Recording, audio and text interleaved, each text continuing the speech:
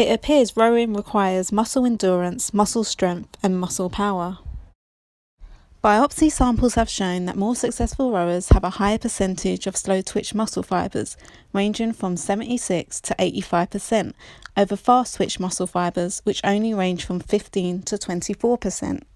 Section 1983 explains that the racing speed of around 33 strokes per minute, with each stroke lasting around 0.9 seconds, allows for sufficient time for force to be developed in the slow-twitch muscle fibers, while the fast-twitch muscle fibers only need to contribute during the first part of each stroke.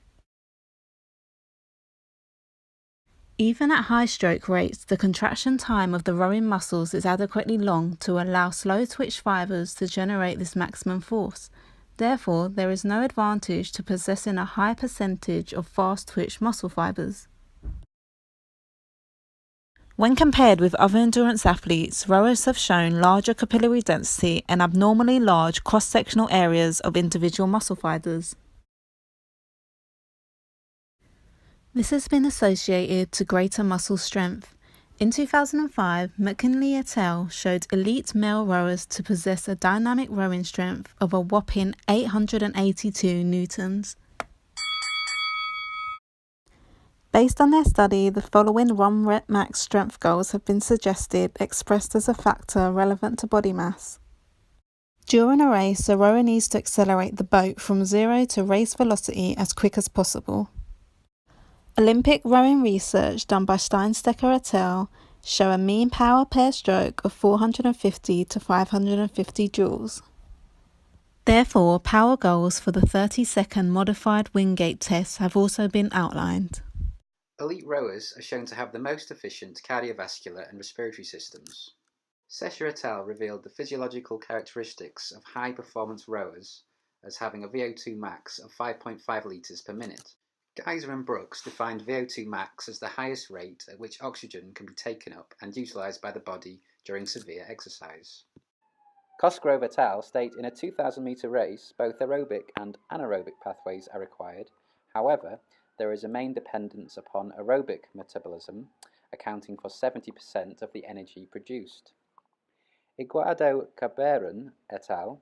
State 49 to 81% of Olympic rowing performance is defined by VO2 max and maximum aerobic power.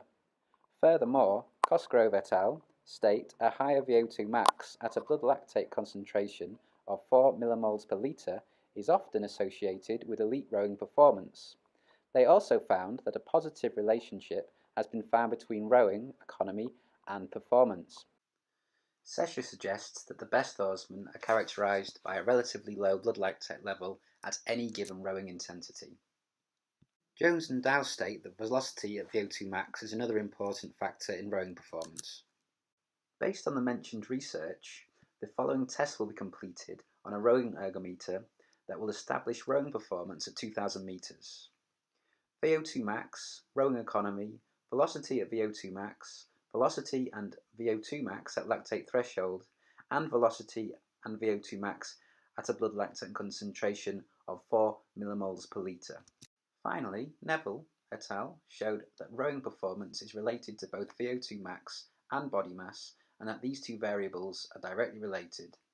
Sesher reported that rowers with a large body mass are at an advantage, quoting an average value of 93 kilograms for an international oarsman.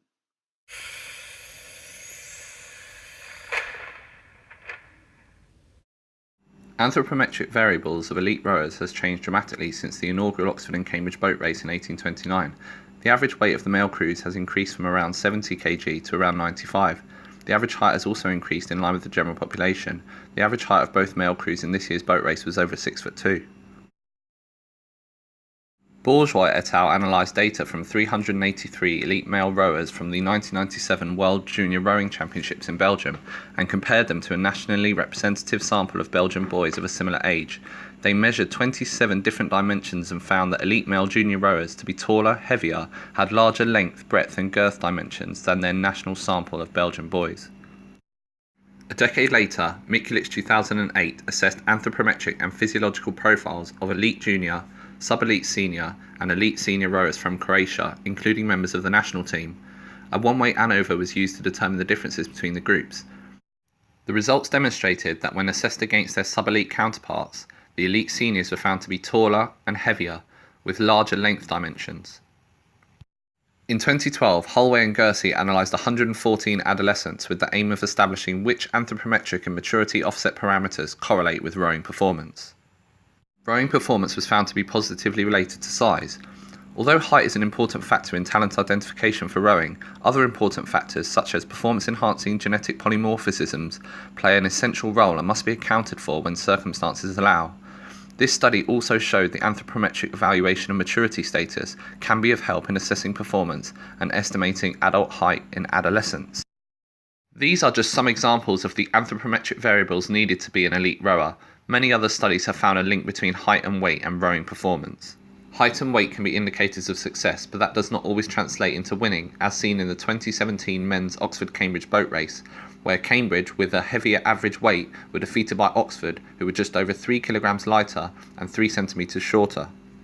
The British Rowing Talent ID programme states the following with regards to individuals interested in becoming rowers. We are looking for females 5'10" and taller, aged between 14 and 22 years old, and males 6'2" and taller, aged between 14 and 20.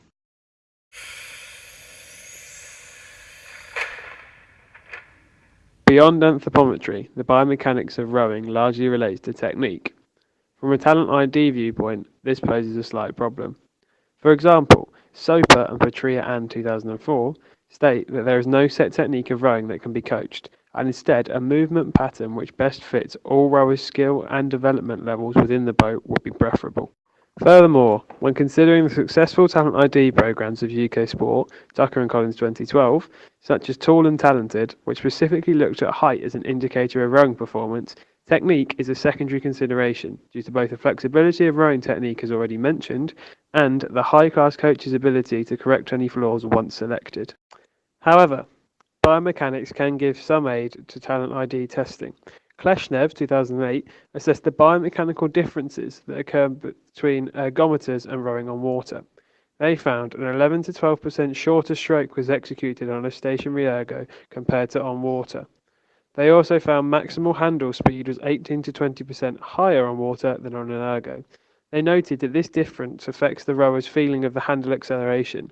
Due to these differences, the use of ergos within our program needs to be accounted for in order to not overlook the potentially higher candidates. Smith and Lochner, 2002, used biomechanics to develop several variables which may affect speed over 2,000 metres. They broke each individual stroke down into a variety of different variables, all of which would affect the overall time over 2,000 metres. From this, a test of stroke distance and stroke time on an ergometer can be developed for our program. The test would be run as part of a 30-second Wingate test. The stroke time would be calculated by the number of strokes in 30 seconds, while average distance can be calculated from the distance divided by the number of strokes. To summarise, our Talent ID protocol would take on the following steps. Muscle biopsies to identify muscle fibre size and composition, 1 rep max and modified Wingate testing to assess strength and power status, VO2 max testing to identify oxidative capacity, anthropometric profiling of height and weight measurements, and use of a modified Wingate test to determine stroke time and distance. We believe that merging these physiological and biomechanical principles will recruit the most successful rowers.